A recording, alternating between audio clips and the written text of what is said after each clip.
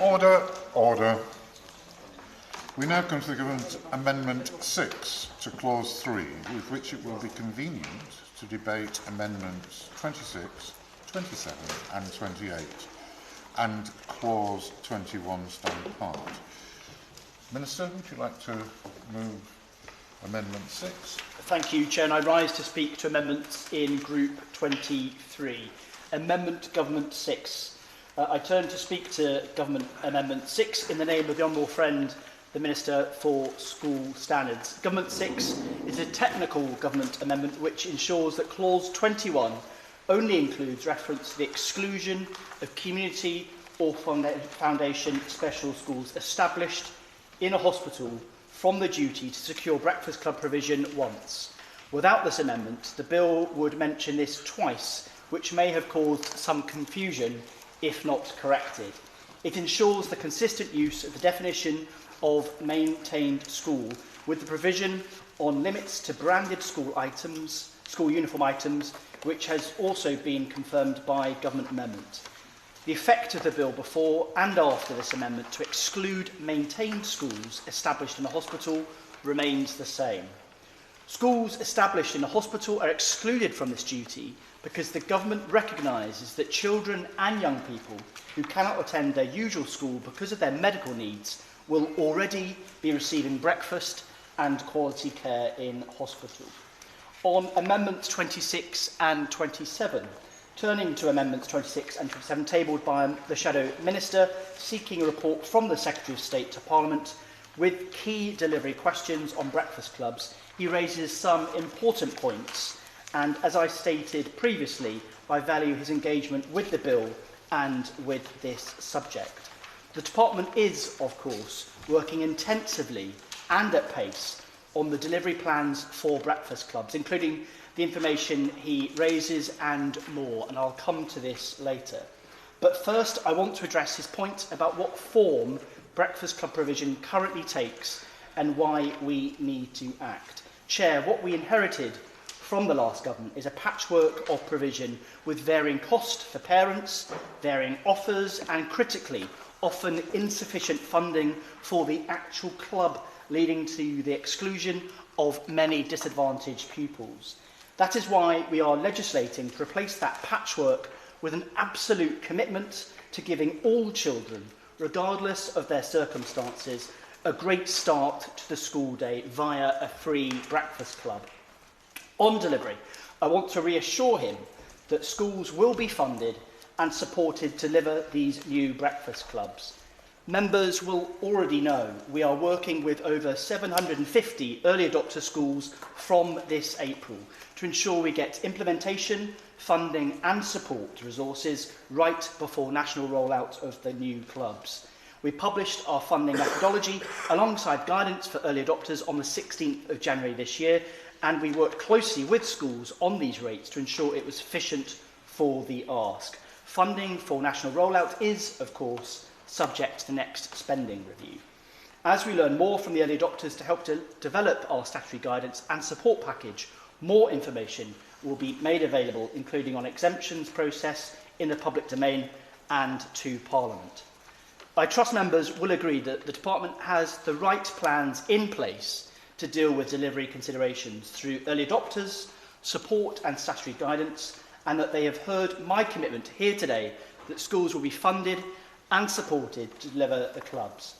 Therefore, for the reasons I've outlined, I'd kindly ask the Honourable Member to withdraw his amendments. On Amendment 28, turning to Amendment 28, also tabled by the Shadow Minister, I'm grateful for the opportunity to discuss the continuation of provision for secondary schools in disadvantaged areas. The Honourable Member makes a good point about hungry children in secondary schools, and I can confirm the 2,700 schools on the National School Breakfast Programme, including approximately 750 secondary schools, will continue to be supported by this scheme until at least March 2026. We want to start by giving the youngest pupils, regardless of their circumstances, a great start to the school day. Through our opportunity mission, the Government will ensure that all children get the best start in life as we deliver, and we believe this is the most important starting point of a child's schooling journey. These new primary school breakfast clubs will be transformational, giving every child access to a fully funded club of at least 30 minutes of free breakfast club. This goes much further than the existing National School Breakfast Programme, which only funds the food and covers up to 2,700 schools. Our plan builds on the evidence that breakfast clubs in primary schools can boost children's academic attainment, attendance and drive up life chances. The free club and food will also support parents with the cost of living and support parents to work. Compared to studies of programmes targeted at primary age pupils, there are comparatively few high-quality experimental studies on the impact of breakfast clubs on secondary-aged pupils. Typically, primary school breakfast clubs have higher take-up than secondaries, and more studies report their positive effects on attainment and attendance, such as the Magic Breakfast evaluation. This reported attendance improved for children at breakfast club schools, equivalent to 26 fewer half-days of absence per year for a class of 30 children. The Education Endowment Foundation research also shows up to 2 months of additional progress from Key Stage 1 to Key Stage 2. Honourable members, it has always been our intent, with limited resources but also backed up by the evidence, to start with primary schools as we roll out breakfast clubs. It is right that we start with supporting the youngest children. We are working with 750 early adopters from this April to test how this best be implemented. And this will not only help us to test and learn how every primary school in the future can deliver these new breakfast clubs, but it will also give us important insights into how schools with unusual age ranges, such as all through schools, special schools, or those with on-site nurseries, implement the policy. Chair, on this basis, I'd like to invite the honourable member to withdraw his amendment. Turning to Clause 21. Clause 21, by placing a duty on state-funded primary schools to introduce free breakfast clubs, will give all children, regardless of their circumstances, a great start to the school day. We are demonstrating that by absolutely committed to spreading the new evidence benefits that breakfast clubs offer, forming a key part of our mission to break the unfair link between background and opportunity. And this means that many more children will be settled and ready to learn at the start of the school day. It's also good for attendance, good for attainment, and good for behaviour. And at a minimum, these breakfast clubs will start for 30 minutes before the start of the school day and will include breakfast. They will be free of charge and available to all pupils from reception to Year 6 at state-funded schools.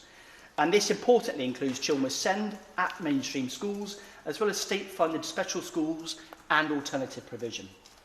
Schools will be able to do what works best for their families, so they will be able to work alongside childcare providers and even other schools, if that means that they are best able to deliver the benefits of breakfast clubs to help parents and children. Members and right honourable members will already know... I will give way. Thank you very much for giving way. Thank you. I was wondering if the department had conducted any analysis differentiating between those students who are disadvantaged, non-free school meals or considered disadvantaged, and those who are not, because you are applying a blanket policy across all students at primary school, some of whom, you make an eloquent point, are very needy, but others are not. I wondered if the department has conducted analysis to look at the impact across different groups. I thank the honourable member for his intervention. I think the beauty of this scheme is its universal offer, a free offer to every child in primary school. And as I mentioned earlier, we see the clear benefits of the scheme in terms of attainment, in terms of behaviour, and indeed of attendance. And I think that's what's really exciting about our plans. Chair, work is already underway with 750 early adopter schools starting to deliver from April 2025, thanks to a tripling of funding in the breakfast clubs compared to the financial year 2024-25 at budget last October. Early adopters are just the first step in delivering on our steadfast commitment to introducing breakfast clubs in every primary school. They will help us to test and learn how best every school in the future can deliver these new breakfast clubs for maximum benefit on schools, their pupils and the families and communities that they serve. Legislating for breakfast club provision in this bill will give schools the certainty that they need to plan for the future and ensures a consistent and accessible offer for children and parents who need a settled start and support with childcare. Chair, I move that the committee agrees that the clause should stand part of the bill. Government Amendment 6 proposed to clause 21 as on the amendment paper. The question is that the amendment be made.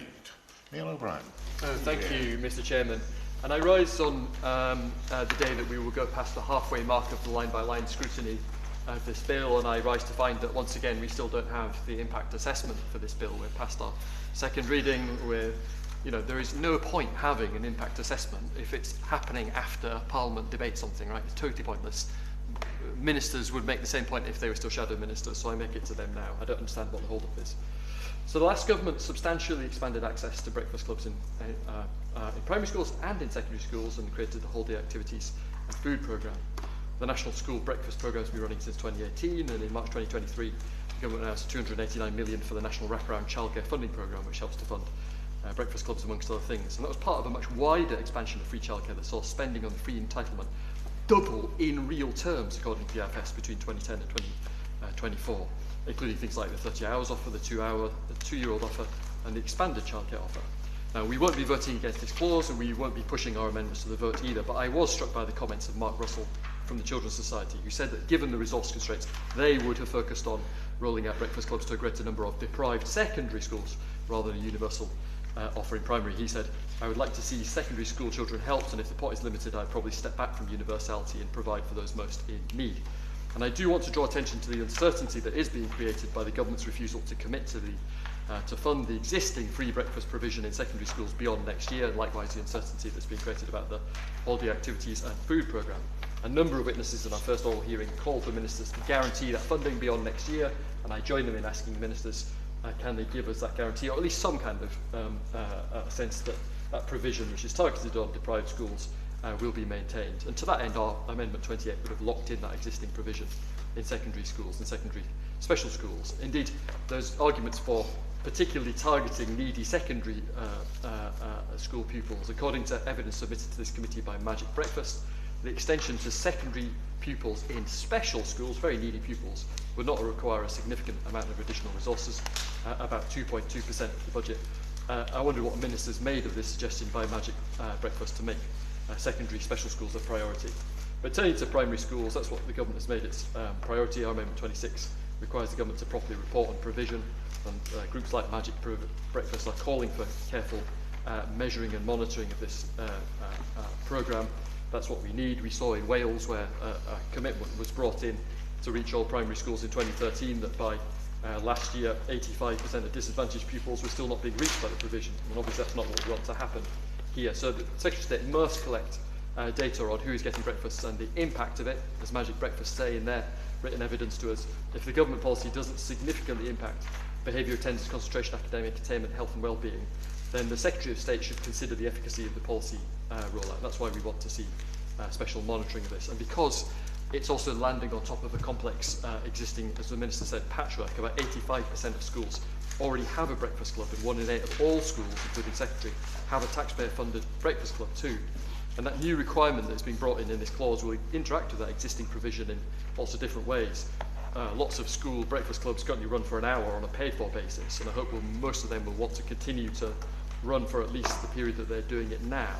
But if the breakfast club is provided, say, for an hour or more, the school will have to charge for the first 30 minutes, but not for the final 30 minutes, and it unavoidably leads to a complexity. And we don't want, on the other hand, schools to focus on just delivering the new statutory 30 minutes and then pull the earlier provision, which is useful for parents. So there's going to be quite a lot of agonising for schools to do as they think all this through, and we'll have to manage that very carefully. And indeed, in some cases where demand is very high, schools may just struggle to practically get all the children fed in a school in 30 minutes, like lunchtime is normally longer than that. And so that's one reason Magic Breakfast are calling for advice and guidance, which I hope the Minister will consider. And our Amendment 27 wanted to report on funding, because there's still a lot of uncertainty around that. According to a report by the Institute of Fiscal Studies last year, and I quote, based on the experience of the National School Breakfast Programme, the estimated annual cost today would be around 55 per pupil for food-only provision, or double that, 110 for traditional before-school breakfast club. Labour's manifesto offers 350 million overall in 2028. This could be enough to fund all primary school pupils under a food-only model, or only 60% of pupils if the party plumps for a traditional breakfast club with some childcare element. So far the government is just at the pilot stage, and we just want to make sure that the lessons are learned about the very real costs of this in different places and settings, be it on-site provision, off-site provision, expensive places to live, cheaper places to live, small rural primaries. They will all have different costs, and the funding will have to reflect that. Hopefully all these problems are unsurmountable. This is obviously a good thing. We want to see careful monitoring to make sure that it's actually changing things, actually having the positive impacts that people hope for, and to avoid any unintended consequences. Anita Wilson. Thank you, Chair. It's a pleasure to serve under your chairmanship this morning, Mr. Stringer. We live in a country where 3 in 10 children, according to the Joseph Rowntree Foundation, are growing up in poverty.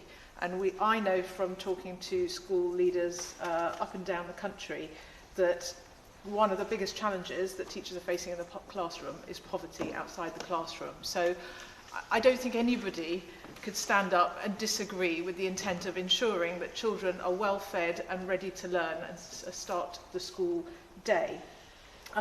However, I have a number of questions regarding how the provisions set out in this bill will be met, some of which have been touched on by the Shadow Minister who's just spoken. First of all, on practicalities, in our oral evidence session, I asked Nigel Genders of the Church of England, the Education Officer for the Church of England, who said that 65% of small rural primaries are Church of England schools. And I asked him about the practicalities of delivering this scheme, and he said there will be particular challenges in small schools in terms of staffing and managing the site. He pointed out there are economies of scale in the large trusts, but if you're a school of 40 or 50 children with 1 member of staff and possibly a site manager, how is this going to be delivered? I appreciate they're going to be pilot schemes, but that is a big question that needs to be answered, and I think I know others have raised similar concerns.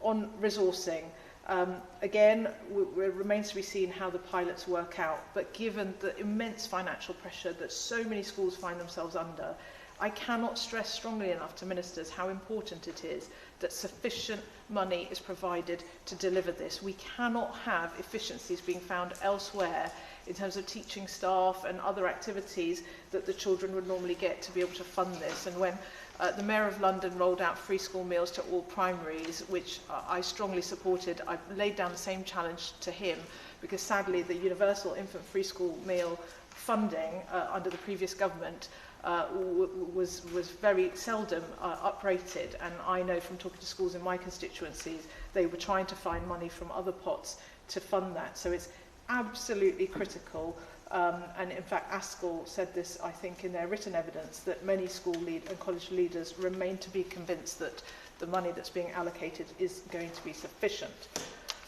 My third concern, and this also speaks to some of the oral evidence we heard last week, is when we've got such scarce resources, as we're being told every single day by the Chancellor and ministers across government, why we are not targeting our resources at those most in need. Now, Kate Anstey from the Child Poverty Action Group said that take-up of breakfast clubs or different schemes is around 40%, whereas the vast majority of children are in school for lunchtime. As a London MP, I can tell you, with children in temporary accommodation often placed extremely far away from where they're at school, in the case of Twickenham, they're often placed in Croydon, Slough, all over the place. They're spending 90 minutes, sometimes longer, getting to school. Because of transport issues, they will often miss the start of the school day.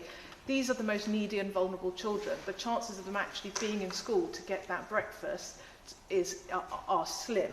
So I would question, again, ASCL said they question whether these clubs will attract those children who most benefit from it, and that's why the Minister is aware it is the long-standing policy, and I have a news clause down to speak to this, of the Liberal Democrats, to say we should be actually extending free school meals, a hot, healthy meal at lunchtime, when children are definitely going to be in school, to all of the poorest children in both primary and secondary. And just one quick mention, because I suspect we'll touch on this more in the next clause.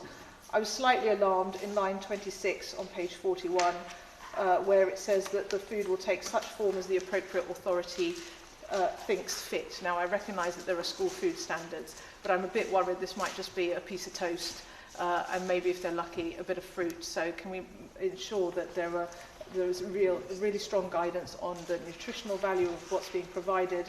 And finally, on the 30 minutes free, the 30 minutes being the minimum, if lots of schools are only offering the minimum, lots of parents have got hour-long, more than that, commute to work. 30 minutes, actually, is not going to meet that childcare need. And I'm worried about what's going to happen with the interaction of paid-for breakfast club if a parent is having to drop off at 7:30 in the morning, but the free breakfast club doesn't start until 8 o'clock.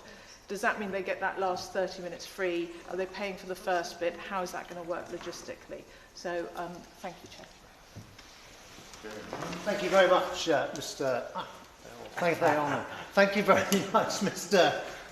Stringham. Can I first say I welcome what the Minister said about protecting the existing programme in secondary schools for a further year. My honourable friend is quite right, but of course schools and families will want to know about much longer than just the next year. But the expectation, I appreciate, is that come the spending review, that certainty will be there. I hope the same will also be true for the holiday activities and food programme.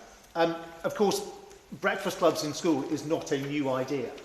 There are, as the Minister said, 2,694 schools in the National School Breakfast Programme serving about 350,000 pupils. That is a programme which is targeted by the deprivation of an area. The eligibility is at the whole school level in those areas and has a 75% subsidy for the food and delivery costs of provision.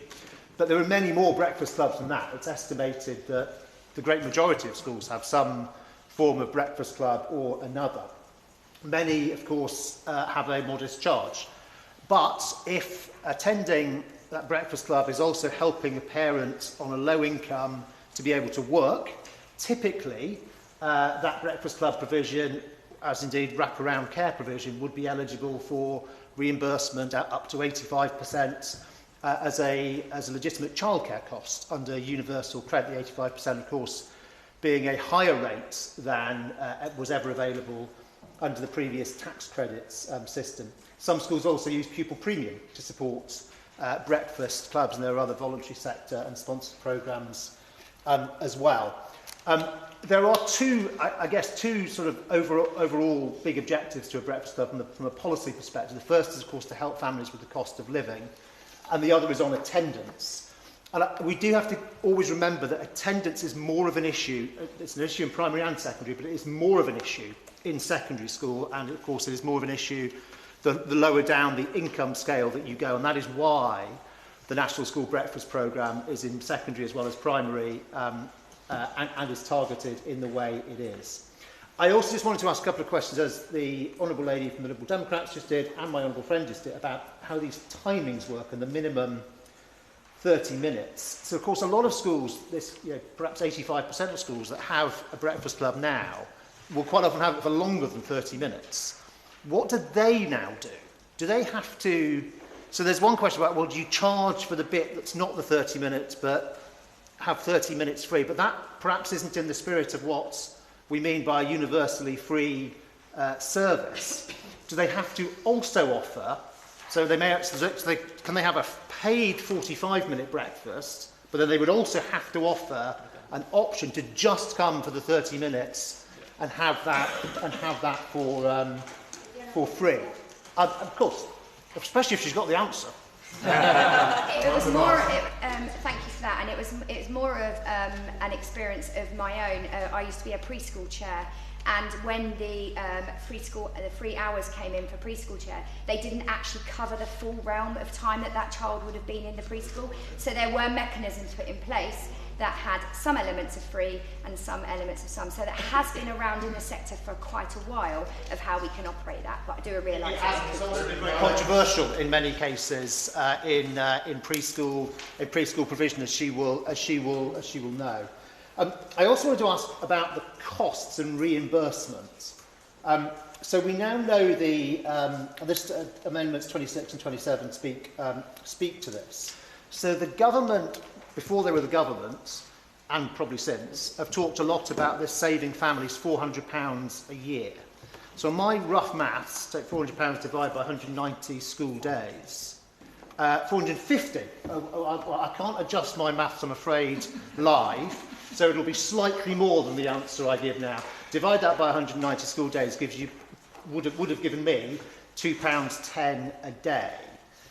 That seems to be somewhat different from the numbers in the pilot programme of what schools are actually being offered to be reimbursed. Now, hope for some clarity about this. That programme, the early adopter talks about an initial set-up cost of £500, a lump sum of £1,099 to cover April to July, and then the basic rate provided per pupil, and there is a different rate, I think, depending on whether the child is what's called FSM6, eligible for free school meals previously, or not. I'm not clear why the unit cost of a breakfast would be different between those two children, if indeed I've read this tariff correctly, and perhaps the Minister could fill me in on that. But even at the higher rates, even at the FSM6 rates, there seems to be quite a gap between that and £2.10, or the Minister's slightly higher figure when he takes 450 divided by 190.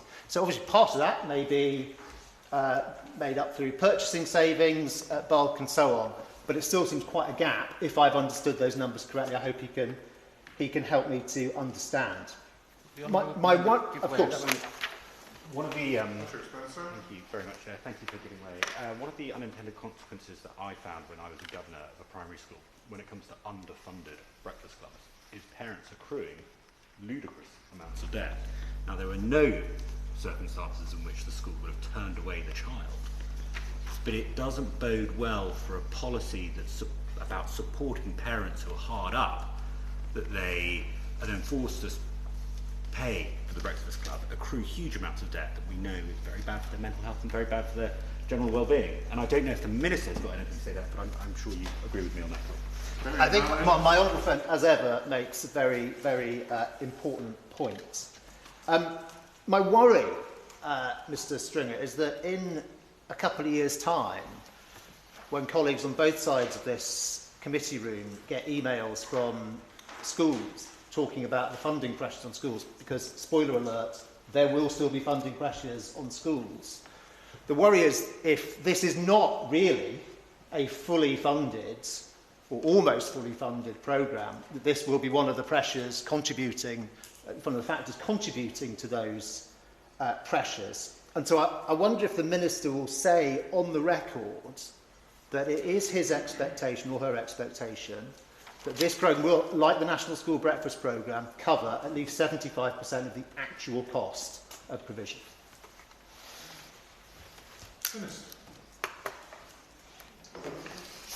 Chair, I thank all members for their interventions and contributions, from the Shadow Minister, for the member from Suffolk, Central Suffolk and North Ipswich, and the member for Twickenham, and the Right Honourable member for East Hampshire. All members will appreciate that future funding decisions are subject to the spending review, but they can have the assurance from me today of the commitment that we've already made with regards to secondary school inclusion in the National Breakfast Club programme, and indeed my recently announced confirmation of over 200 million for the holiday activities and food programme for the next financial year. The Shadow Minister made a number of points with regarding schools currently on the National School Breakfast Programme. Funding was confirmed in the previous budget, which will ensure the National School Breakfast Club programme continues to at least March 2026. Subject to the will of Parliament, schools with children from reception to Year 6 will transition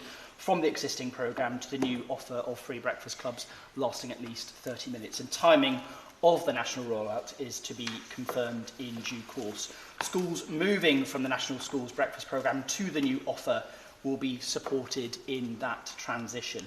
And further details on the National Schools Breakfast Programme will follow after the conclusion of the spending review. The Shadow Minister also asked a number of questions with regard to when the duty will commence. Legislating breakfast club provision, of course, in this bill will give schools the certainty that they need for the future, and the national rollout and commencement of this duty will be determined in 2025 after the spending review.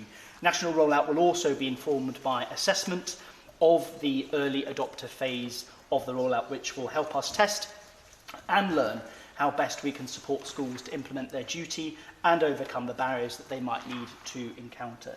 And as the House will know, we must go through the appropriate spending review process before committing a date for national rollout.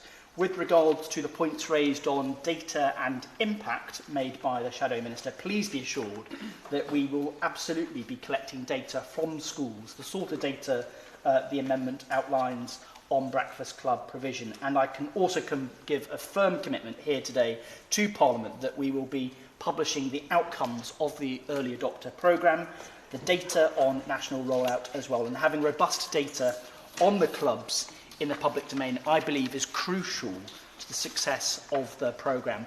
Our grant for early adopters already realises this intent. With over 750 early adopters, we will regularly be monitoring delivery. This will include the rollout and take-up of breakfast clubs, and this shows our commitment to the effective monitoring and evaluation of the programme. We'll also seek to understand how these schools are implementing the breakfast clubs, what barriers and enablers exist, what the perceived outcomes are, and we'll gather data to allow an assessment of impact. I will give way.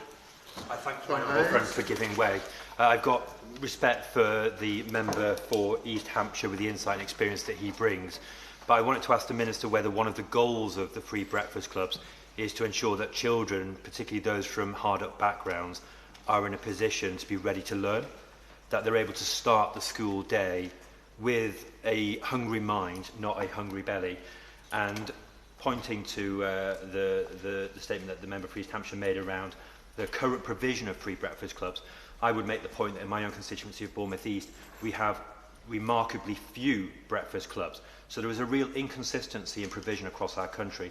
And on that note, I will make a special call for schools in Bournemouth East to be among the early adopters.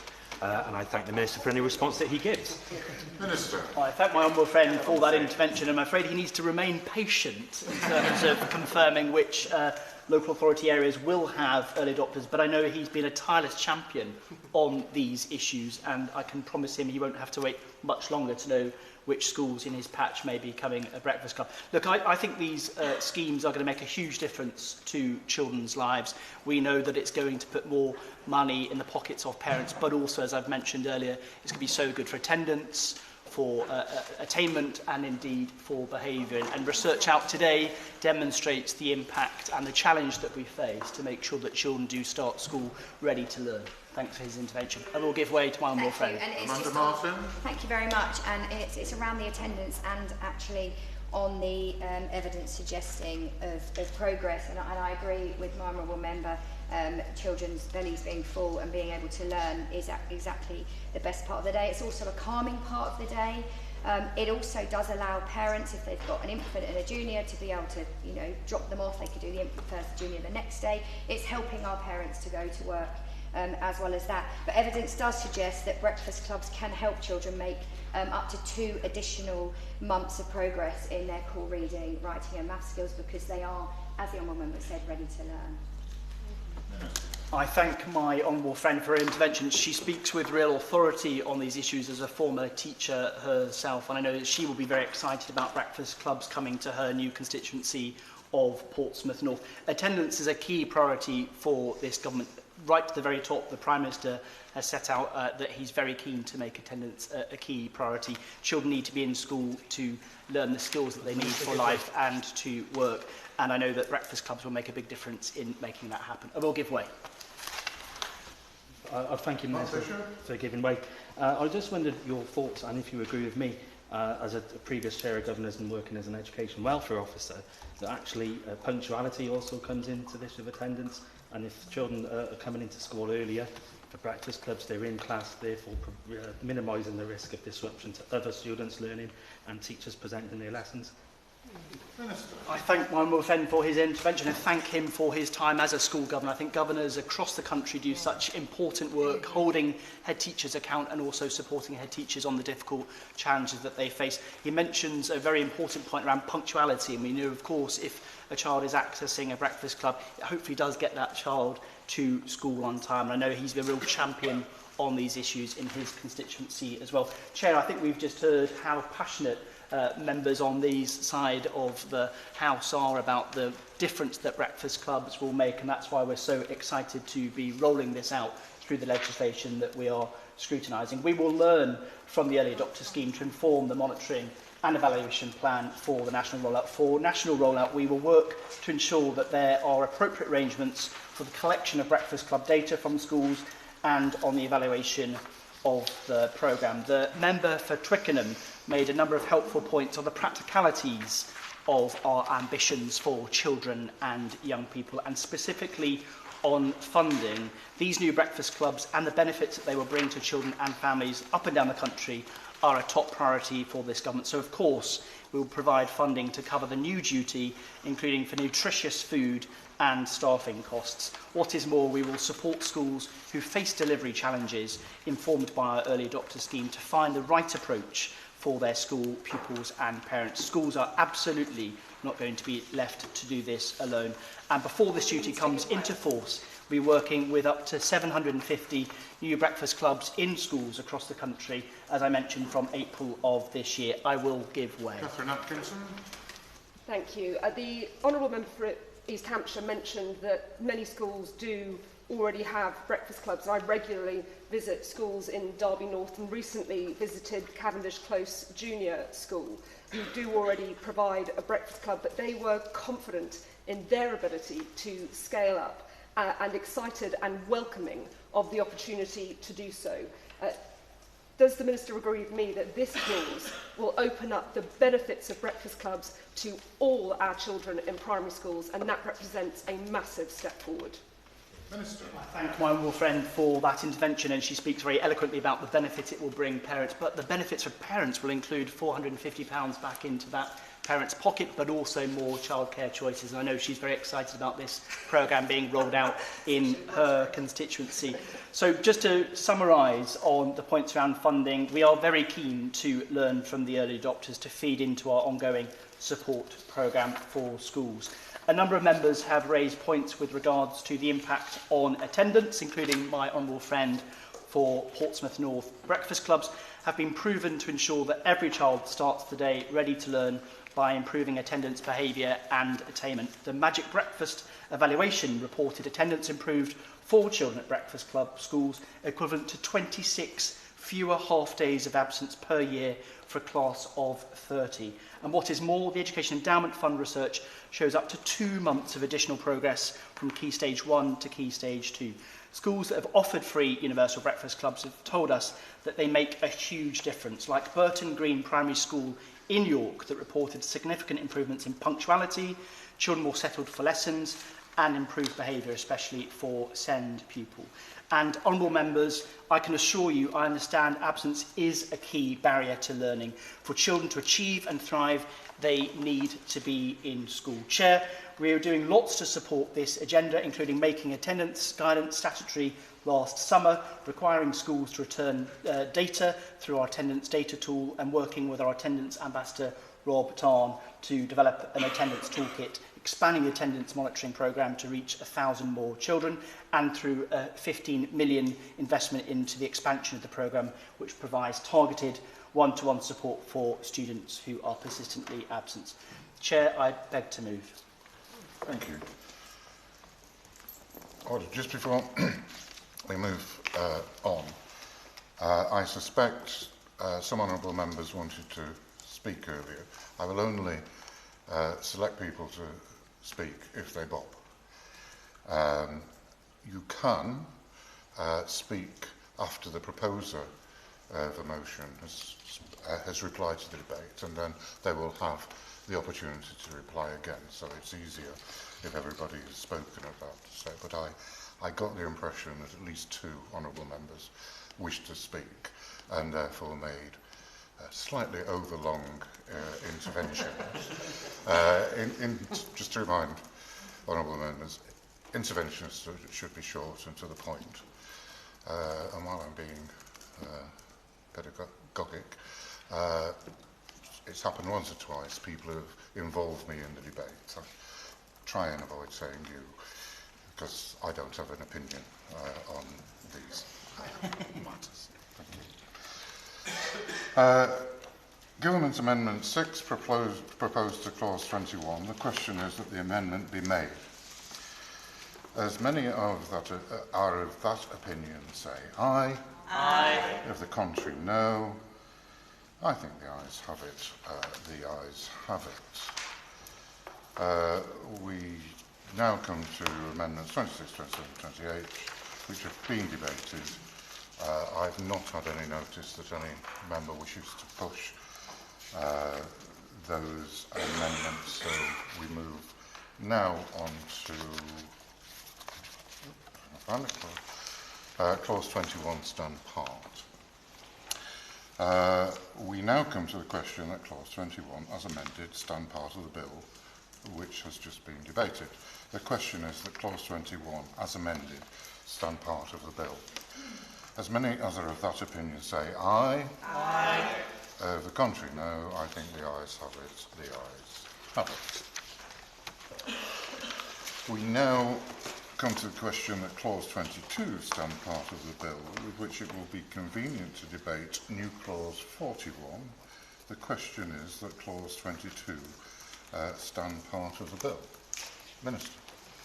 Chair, I turn to the new clause suggested by the Honourable Friend for Washington and Gateshead South, and I'm grateful for the opportunity to discuss the compliance with the school food standards. It's important that children eat nutritious food at school, and the department encourages schools to have a whole school approach to healthy eating. The standards for school food are set out in the regulations and requirements for school food 2014 and are to ensure that schools provide children with healthy food and drink options, and to make sure that children get the energy and nutrition that they need across the school day.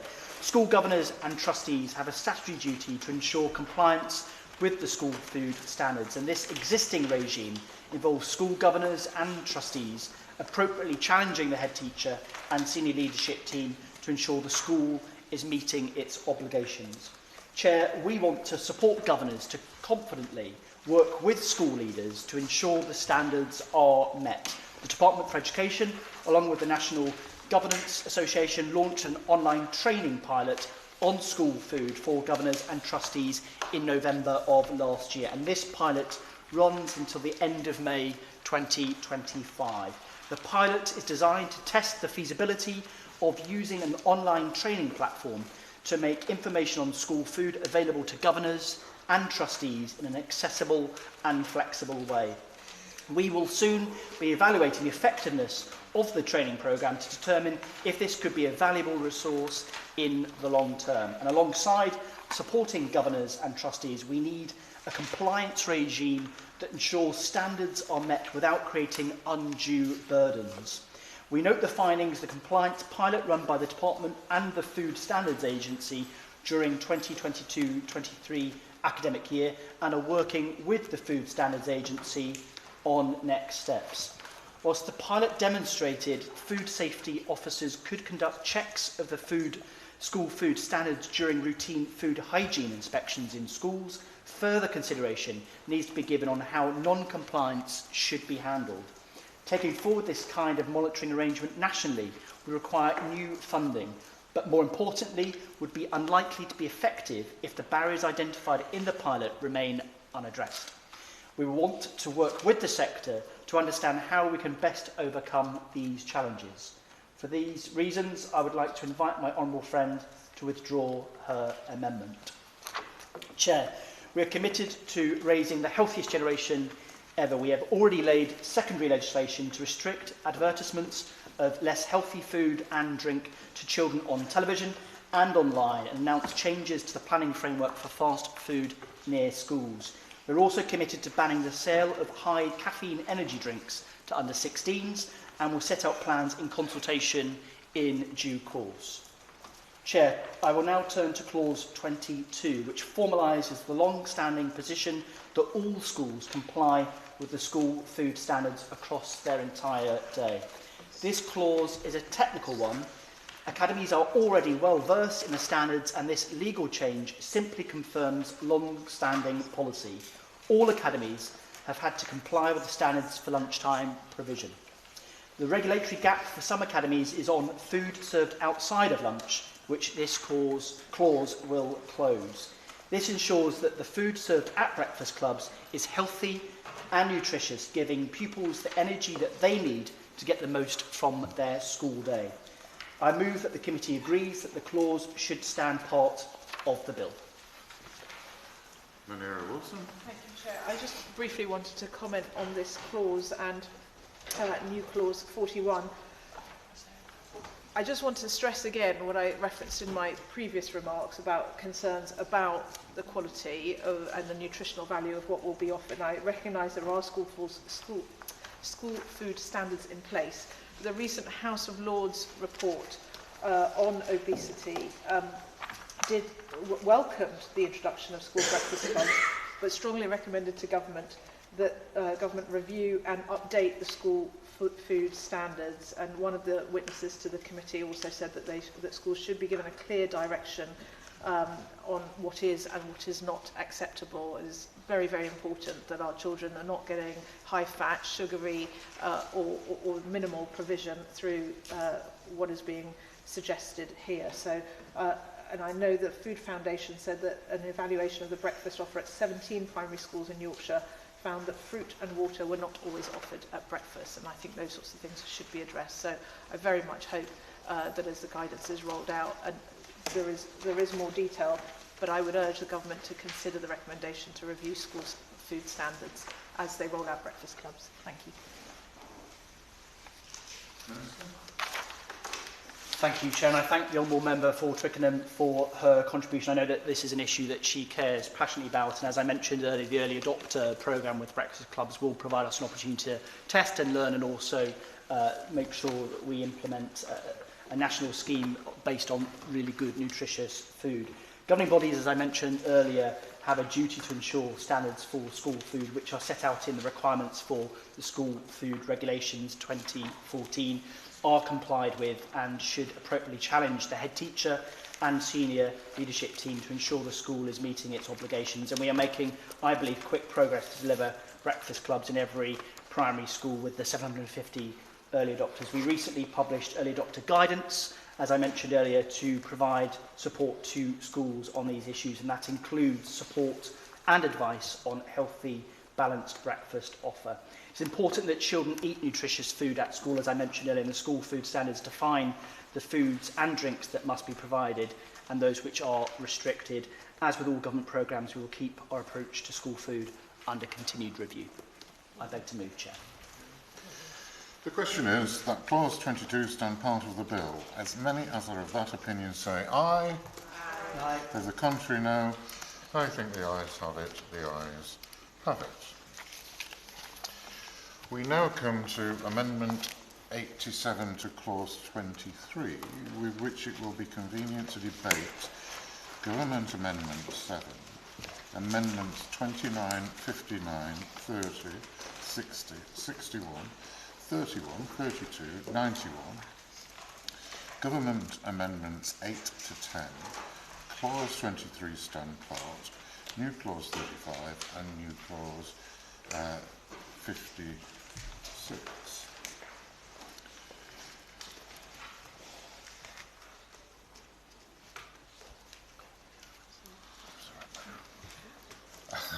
After all that, I'm just finding where we are. Yeah, Manera Wilson, if you would move the amendment. Thank you very much, Chair. I rise to speak to Amendment 87 in my name and my honourable friend's name. Look, I and my party strongly support the objective that is set out in Clause 23, namely to bring down or minimise the cost of school uniform for hard-pressed families up and down the country. We know that the cost of uniform causes a lot of hardship. It impacts school attendance, where children don't have the right items of uniform, and we heard oral evidence, and we've seen it in some of the written evidence, children are regularly sent home from school if they don't have the right uniform, which, considering the attendance crisis we have, I find outrageous personally. So I think the intent behind this clause is absolutely the right one, My concern is how the government have gone about this. Now, I have two concerns. One is if you set a number of items in legislation, whether it's 3 or 4, depending on primary or secondary, there is nothing to stop the overinflation of the prices of those individual items. So you could end up in a situation where you've got, for the sake of argument, 3 items costing £100 each. There is nothing to stop that happening, and so I don't think it necessarily will rein in the cost for families on branded items. But secondly, I do think, and it grates with me as a Liberal to have such detailed prescription on the face of legislation in terms of how schools will operate and the decisions that school leaders take on the number of items that can be branded. For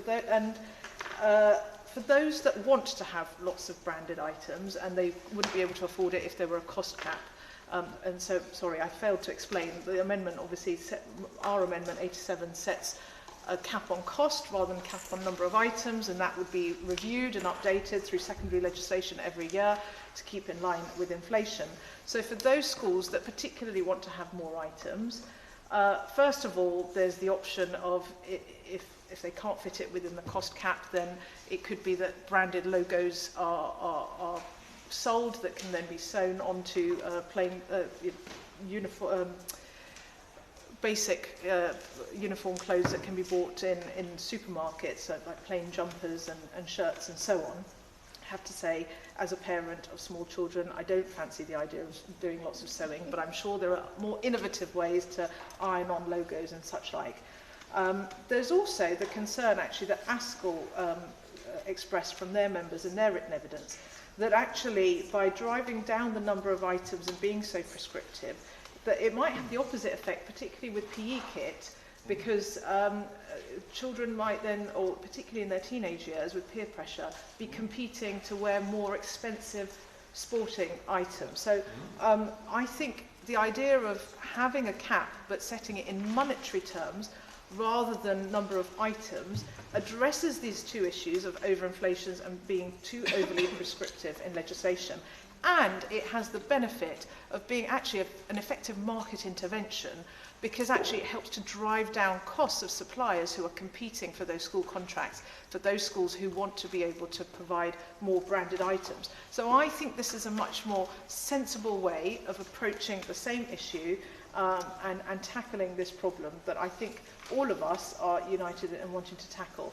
And just briefly on new clause 35 that is also in my name, I mean, this is a simple matter of fairness. I can't understand why it is that for school uniforms for children aged over 14 or for larger children who end up having to wear larger sizes, that the zero rating only applies in VAT up to the age of 14, and that parents are having to pay VAT on school uniform for children who are larger or who are over the age of 14. Dare I say it, this is one of the few benefits of Brexit that could be realised by actually amending press release. There we go. We'll stick that on. Yeah, I'm sure you will. This is one rare benefit of Brexit with regards to having that freedom to change the VAT laws to zero rate up to the age of 16. It's a basic issue of fairness, and if government are seeking to drive down the cost of uniforms, this is a simple thing for them to address. Thank you, Chair. Amendment 87 proposed to clause 23 as on the amendment paper. The question is that the amendment be made. Catherine Atkinson. I'm sorry, Chair. It was a late amendment I was seeking to speak to. My apologies. Yeah, if you can remember or see the long list I read out, it is possible to talk to any of those items if that is what you wish to. Thank you, Chair. I wanted to particularly raise a specific uniform shop in my constituency, Uniform Direct in Derby, which was opened by Havinder Shannon, who, like me, is a mum of 3, and she was and is determined to drive down the costs of school uniform and understands the financial pressures local families face, particularly with the cost of living crisis that the last government left us in. Her small business has been able to reduce the costs of items, and she told me about one instance where, when she began supplying a school, she was able to bring the costs of their blazer down from £75 to £25. Harvinder noted that the majority of the schools she supplies are already compliant with the limitations on the numbers of branded items that this bill will require. And if many can already have reduced the number of branded items, then my concerns in relation to amendments that would seek exceptions, that they would fundamentally undermine the purpose of this clause, which is to bring down the costs that families have to bear when it comes to school uniform. But the concern was raised that some providers might seek to increase the costs of branded items, and consideration was asked for a cost cap to limit the amount of money that could be charged. And I would invite the Minister to keep this clause under review and keep all options open should we see the costs of branded uniform rise. But I would also seek to speak in relation to new clause 56. And it did appear that the Honourable Member for Harborough, Oakley and Wigston indicated shared concern in relation to prescription on schools, and it does seem somewhat at odds to the prescription sought in new clause 56, which seeks to prescribe the detail as to how second-hand items might be made available down to what is on school websites. And therefore, my concern would be that the detail of that provision actually gives so much prescription that when there are new items of uniform, there simply wouldn't be second-hand items available. This provision, this clause in total, represents a huge saving for families in Derby North and across the country, and it's something that I greatly welcome.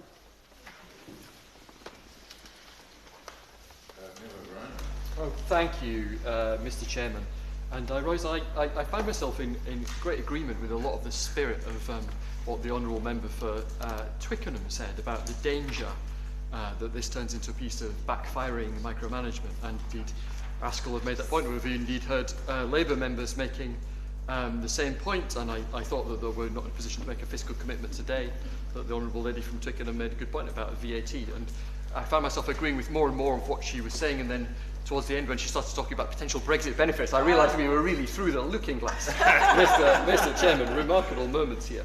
Incredible scene. So to describe our amendments in brief, amendments 29 and 30 say that schools can have items where parents are not allowed to pay for them. 31 clarifies that it's 3 at any given time, so schools can require replacement of lost items. 32 exempts PE kit, 91 exempts school sports team kit, and NC 56 makes a positive suggestion to make schools offer old uniform to parents. And as the Honourable Lady says, we're not particularly wanting to be prescriptive, but we are going to be prescriptive. We might as well do it in sensible ways, and that's something that builds on the previous guidance. Now, when I was a school governor, back which was mainly under the last Labour government, I was just really struck by the flood of paper that came forth every week from DFE towers and sanctuary buildings. And that flood abated a little bit after 2010. They're probably never enough. I used to wonder whether we had more ring binders with policies in than we had children sometimes. But that might soon seem like a golden age, Mr. Chairman, because it seems like under new ministers, the urge to micromanage is really going to go into overdrive. Now, guidance introduced in 2021 encouraged schools to have multiple suppliers. It was focused on generally holding down costs, as the member for Twickenham has pointed out. And parents are, in fact, spending less in real terms on school uniforms overall than they were a decade ago, according to the DFE's own survey. DFE found the average total expenditure on school uniform overall was down 10% in real terms compared to 2014. Absolutely. Would he agree with a report by the Children's Society in 2023 which showed that school uniform costs were another burden on families, impacting on children's education to the point where 22% of parents were reporting that their child was experiencing detention for breaching uniform policies, and 1 in 8 had been placed in isolation. The Children's Society also last year surveyed parents again and found that 2/3 were finding uniform costs unaffordable, which isn't really surprising given the cost of living crisis that so many parents have been in. He speaks as a former school governor, and I know he speaks with deep experience because of that. Would he agree that we do need to be reducing the cost of uniforms because parents are struggling, and as a consequence, children's education is suffering too. It's a very helpful intervention, because it lets me say what I was about to say next, which is we obviously want to reduce the cost of school uniform, but what we want to do really is to reduce the cost of clothing children overall. And if we have the kind of backfiring effects that a number of members on both sides of the chamber have pointed to, then we won't achieve that. Looking at the cost of branded items specifically, which is what the government is in the business of trying to micromanage here, other surveys show that there's been a fall in their real terms cost of about 25% between 2020 and 2024. And yet the government is now planning to take complex primary legislation to micromanage exactly how many items of uniform can be branded or specific. And it will become the law of the land that a school, and I'll read it out, may not require a primary pupil at school to have more than 3 different branded items of school uniform for use during a school year, or B, may not require a secondary pupil at school to have more than 3 branded items of school uniform for use during a school year, brackets, or more than 4 branded items of school uniform if one of those items is a tie. We're about to make that the law of the land. This is micromanagement on steroids. The age of school freedom is clearly over, and the age of ministerial micromanagement is back, as we will see in future clauses. Now, one reason why Whitehall... Absolutely. The point I sought to make in relation to the amendment that has been brought forward by the Honourable Member at New Clause 56 sets out in great detail specific things. It just seems really odd that there is a concern about micromanagement in light of provisions that he has set down as amendments. She's quite right to point out the tension between wanting to avoid micromanagement and saying that if we are in the business of prescription, we might do some sensible things. I did want to offer a positive suggestion rather than simply critique what the government is doing. That's why that is there, and indeed a lot of schools are already doing it. But the government made a point. I understand the point. But one reason why Whitehall micromanagement is a bad idea is that rules dreamed up by civil service mandarins in London often go wrong when they make contact with the real world, and that is exactly what has happened here. This clause is well intentioned. I have no doubt the minister's intentions are good, but it will have the opposite effect to the one that ministers intend, and it may well make things more expensive for parents, not less, and that will hit many schools. Ministers have said in answer to a written question that based on the department's 2023 cost of school uniforms survey, we estimate that 1/3 of primary schools and 7 in 10 secondary schools will have to remove compulsory branded items from their uniforms to comply.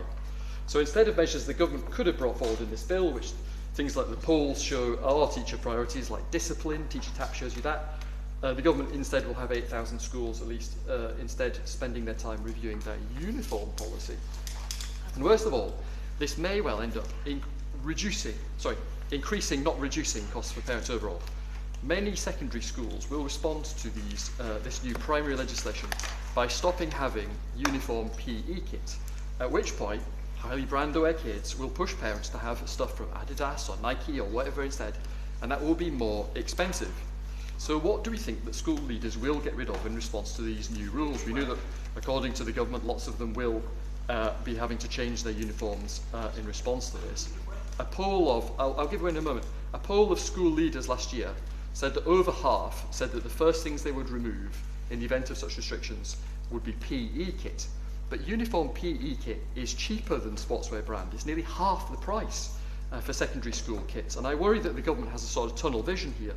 They want to cut the cost of uniform, but what we really want to do is cut the cost of clothing children overall. And the problem is that when you get rid of uniform, particularly PE kits, what will fill the space is often more expensive and worse. David Baines. I thank him for giving way, and I speak as a parent of a child at secondary school with branded PE kits, so I've got sort of some interest in this. But is it not, maybe my understanding is wrong, but surely any responsible school, following this becoming law, as I hope it does, any responsible school would surely still have a uniform. Uniform doesn't have to be branded to be uniform. And you don't have to require, this wouldn't necessarily mean, would it not, that schools it shouldn't be a free-for-all and children would be encouraged to be turning up in all sorts of branded sports kit. You can still wear plain sports clothes, which are still uniform, which are not hugely expensive or branded by international sportswear brands. It's an incredibly helpful intervention, Mr. Chairman, because it leads me to the point that the word branded here is being used in a very specific way, which is not particularly natural meaning. Anything specific or anything where there's only a couple of shops that sell it will count as branded. So, for example, if I think about the rugby jumper I used to wear when I was doing rugby league in Huddersfield in the 1990s, it was a red jumper with a blue stripe, and you could reverse it in the freezing cold as it was snowing on you, and that is branded, right? It doesn't have any brand on it, it's not sportswear. But anything like that is captured within this. And I also remember from school that in summer, they were very unbranded. They said you could have a black t-shirt. What happens? Everyone's got a black Nike t-shirt, a black Adidas t-shirt. And this is what happens. What happens is that more expensive stuff fills the space. Let's do a worked example. Let's think about the school my children go to, the primary school that my kids go to. Very typical. They have a jumper, a tie in the winter. My daughter has a summer dress. They have a PE hoodie, a PE t-shirt, and a plastic book bag. So they're a couple of items over the limit. And if I think about our children's really typical state primary, which of these do ministers want them to drop? Right? Which ones do the minister want them to drop? It's up to the school, she says. If they drop the book bag, then other bags will likely be more expensive. My kids are quite young, so they're not very brand aware. But what you'll end up with is a request for the branded bag and something more expensive. It'll be more expensive. And you'll end up with, if you get rid of the PE tops, particularly for older kids, you'll end up with branded sportswear stuff. And I watched the kids at a London primary school. Members, if they want to intervene, can just intervene. You don't have to, Jane. It's the pressure that parents get. I watched the kids at a London secondary school arriving for school the other day. And it was really apparent from watching them that the thing that was expensive for their parents was not the uniform, it was the very expensive branded coats that they're wearing over them. All the fashion brands were on display, and I just worry that we're missing the pressure that is put on parents here to get this stuff when you take out uniform. It's ironic that the word that's used in the legislation here is talking about branded school uniform, when fashion brands, real brands, are what will fill the space that ministers are creating by trying to micromanage schools. But now let me talk about sports teams, our Amendment 91, which is the one that I do want to move to a vote, and a very specific problem here. Notes to the bill say that an item of branded uniform will be considered compulsory if a pupil is required to have it to participate in any lesson, club activity or an event facilitated by the school during that school year. So it includes items for PE and sport. This applies whether the lesson, club, event or activity is compulsory or optional, i.e. even if an activity is optional, if a pupil requires branded items of uniform to participate, that will count towards the cap. And it is very clear, Mr. Chairman, that means that if there is a sports team and if there's a kit for that sports team, that would count as one of the 3 items of branded as drafted. The notes make that absolutely clear. So if there's more than one schools team, the problem is even worse. So if you have a sports team for, say, athletics or rugby and swimming, football, whatever it might be, you'll use up the entire limit of items doing that. This is effectively as good as a national ban on having school sports team kits. And this is micromanagement gone wrong. I'd welcome an intervention from the ministers on this one as well, if they want to say why it's wrong. Absolutely. Thank you, Chair. Having taught in schools and having school sports teams, we actually have kits within the school that when they represent their school team, they are washed, they are given back to the children and they are given out, because that then means that all children get a chance to participate. You might not have the same football team, you might have the same rugby team. So those kits belong to the school and they are taken in and washed. So it does not stop children of all abilities and all backgrounds representing their school.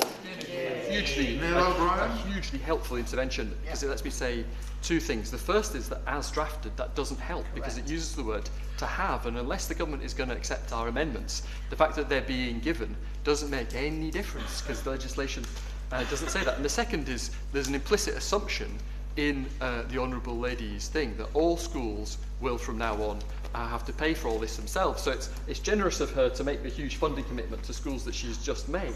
But I don't think the ministers have come up with the money to do what she says, unfortunately.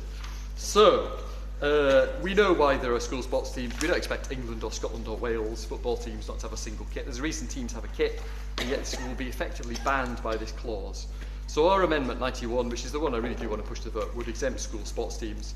I think DfE's current suggestion about what schools should do in this situation is they should give pupils such kit as the Honourable Lady just said, but even that wouldn't work as drafted unless the government accepts our amendments 29 and 30. We've also tabled them because at the moment the bill as drafted actually potentially bans schools from asking children to wear more than 3 compulsory branded items, even if the school has provided them from free, which is obviously bizarre. Hence our amendment to change have to buy. And that brings me to another of our amendments, number 31, which is just a very practical one to correct what I think is a drafting error. At the moment, the bill says that if a child grows out or loses or damages the branded item, one of the 3, then parents won't have to replace that item within the academic year, because it says that they cannot be asked to have more than 3 items during a school year. And if schools are allowed to require 3 branded items, they should be obviously allowed to require that those items are replaced. Otherwise, effectively, uniform policy just becomes unenforceable. So instead of all this backfiring micromanagement, our new Clause 25 points towards a different, more effective way to reduce costs for parents. 70% of schools do already offer second-hand uniforms. Our amendment is just aiming to get schools doing what many are already. And as a parent of primary school children, I know how much is already passed on from sibling to sibling and from family to family outside school too. And so that's something that's obviously much less likely to happen. It doesn't really happen so much with non-uniform items. And finally, just a note, in this clause, it says that in the notes of the bill, it says parents can make a complaint to the department. The department will be able to act when it is found that a school has not complied with the limit. And I feel like ministers should have better things to do with their time than to try and fail to micromanage schools and determine whether the PE kit at Little Snoddington Primary School is compliant. After so many attempts at micromanagement, I just worry that this is going to backfire and the cost in the end to parents are going to be higher. Amanda Martin. Thank you, Chair. And whilst I have the utmost respect for the honourable member from Harborough, Oadby and Wigston, I want to draw him attention to something he said about the real world. And the real world of parents, the cost of uniforms, the impact of negativity on pupils. Yeah. This bill, this clause at 23, as a former teacher and a parent of 3 lads who didn't all go to the same school, so couldn't always have their clothes passed down, I am really pleased to see this clause.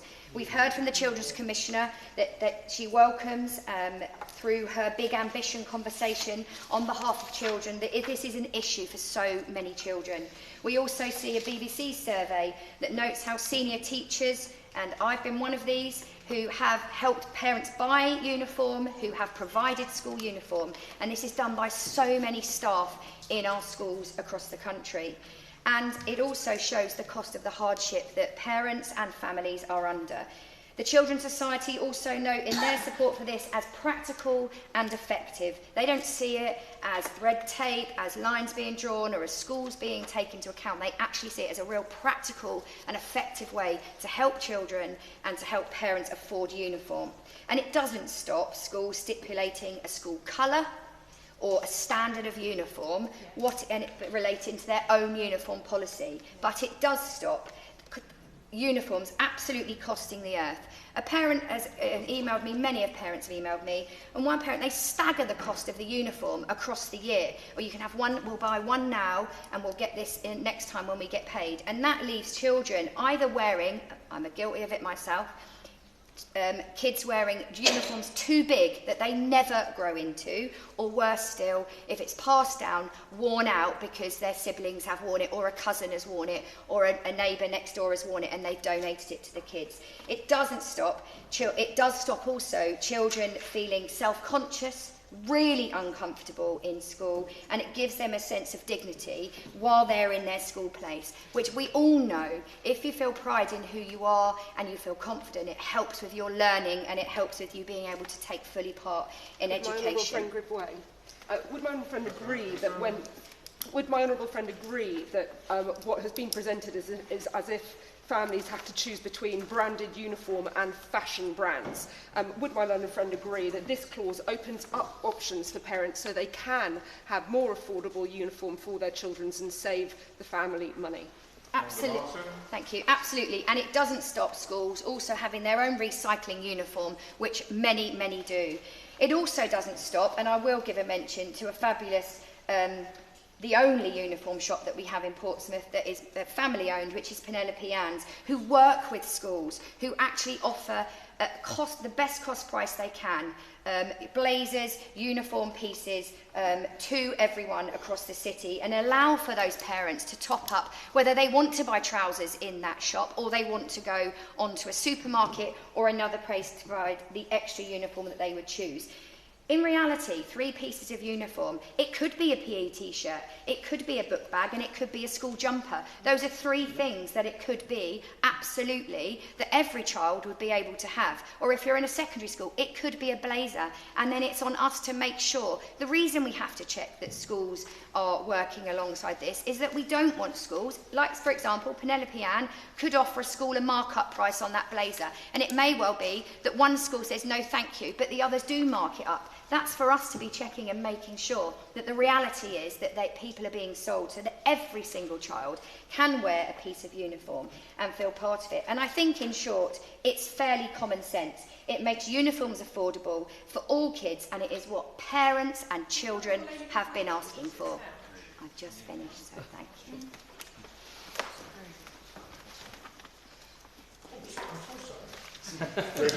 Thank you so much, Mr. Stringer. Can I just start by saying we all share the objective of trying to keep costs down and reduce costs where possible.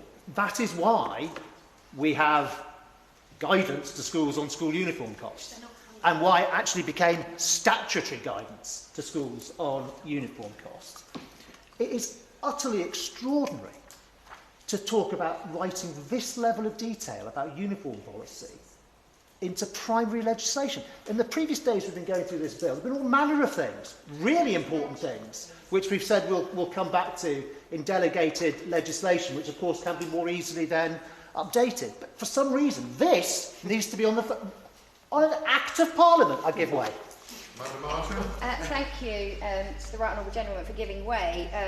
Previous government did put in steps around uniform, but actually it's obviously not working, because parents are paying extortionate amounts of money for uniform. So 3 pieces of item. We need to begin to look at what's going wrong, and this is a way to help support parents.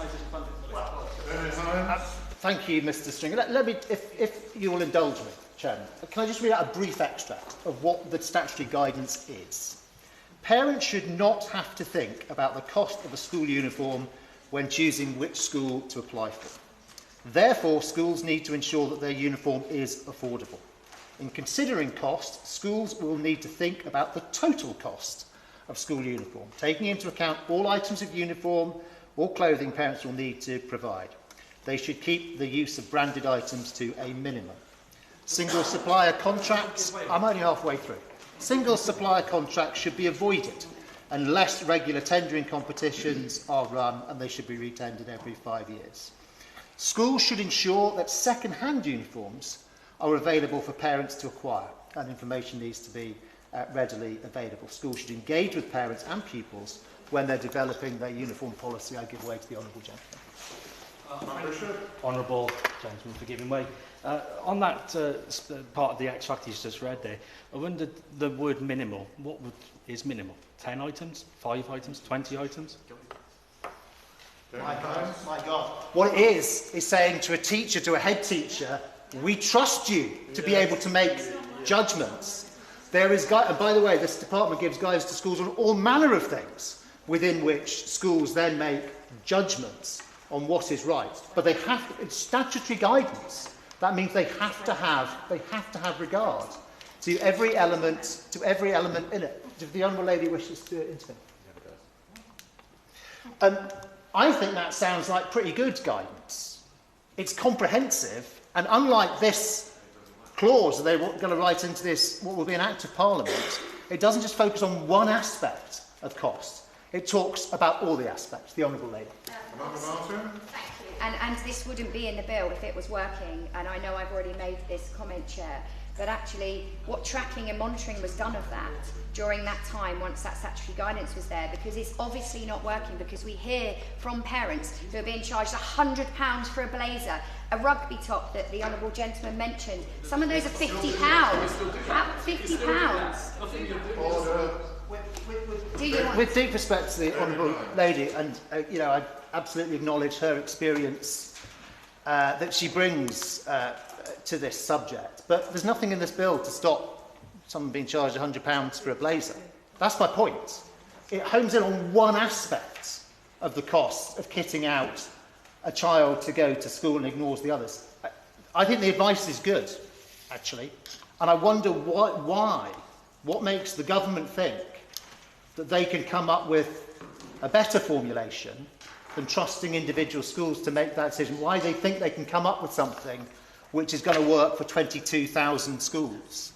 And the Honourable Lady says it obviously isn't working. So in the most recent school uniform survey done by the DFE, 2023, parents and carers were significantly more likely, in fact twice as likely, to report their school facilitated purchase of second-hand uniform, for example. That had been 32% of parents, and that was up to, that most recently up to 65%. Now, I beg your pardon? Now, this the text is laid out in the bill. Talks about, and for the avoidance of doubt, my honourable friend covered this as well. We use the word branded, but branded includes not only whether the school name or logo, but also if, as a result of colour, design, fabric or other distinctive characteristic, it is only available from particular suppliers. So it covers rather more items than actually I think the lay reader might expect when talking about branded items. There's going to be a maximum of 3 in primary school, or 4 in secondary school if the 4th is a tie. So what has the government got against ties in primary schools? I did put down a WPQ on this, and I got an answer back, and the answer explained, well, the vast majority of primary schools don't have a tie. That is true, but some do. So why is it that ministers sitting in sanctuary buildings think they say, well, because most don't have a tie, let's let anyone have a tie in Year 6. Why is that? My honourable friend mentioned already this, and it's in his amendment. Why does the bill specify you can't have more than 3, rather than require the purchase of? Because a school might, the honourable lady from Portsmouth North outlined such a case. The school might decide that a good use of its funds is to provide an item. It might actually be, it might not be sports, it might be a book bag. So why as currently drafted, they would not be allowed to do that. And then in lines 25 and 28 on page 44, there's this phrase, during a school year. Well, that's kind of peculiar wording. I don't know of any school that requires the use of uniform outside the school year. So what is the purpose? What is that getting at? I presume it means that you can't have a summer uniform and a winter uniform, and not that it means you may not have to replace an item partway through the year. But A, it would be helpful to know that for absolute sure, and B, it tends to highlight again the craziness of writing this in this level of detail into an Act of Parliament. Schools are already obliged in the statutory guidance to ensure that uniform cost should not be a factor in school, uniform cost should not be a factor in school choice. So why not trust them to work out how best to do that, rather than this level of prescription? And bearing in mind the fact the Honourable Lady from Twickenham also made these points, that the cost of uniform is not only about the number of items, it is a mix of what the uniform is, the supplier price, the negotiation that you have with suppliers, the availability of second-hand uniform, and of course some schools will provide free uniform, a uniform exchange in certain cases. I would contend that actually the bigger factor, if you had to pick 2, the bigger factor is the availability of second-hand uniform rather than one extra item. And as I said earlier, very many schools, of course, now do that. I also want to ask for clarity about optional items. So, for example, a woolly hat. A school may say, you don't have to have a woolly hat, but if you do have a woolly hat, it should be a school woolly hat. I'm not clear, one way or another, whether that would be captured by this, by these regulations. And finally, on the question of grandfathering, are we saying that from the moment this bill becomes an Act of Parliament, from that moment, whatever year in school you are currently in, these rules take effect? Or are we saying this applies to new entrants to Key Stage 1, Key Stage 2, Year 7 or a middle school? So Or if not, does that mean that a pupil already in school could say, well, you can't enforce your existing uniform policy on me? I beg to move that the debate be now adjourned. The question is that the debate be now adjourned. As many as are of that opinion say aye. Aye. The contrary no. The ayes have it. The ayes have it. Order.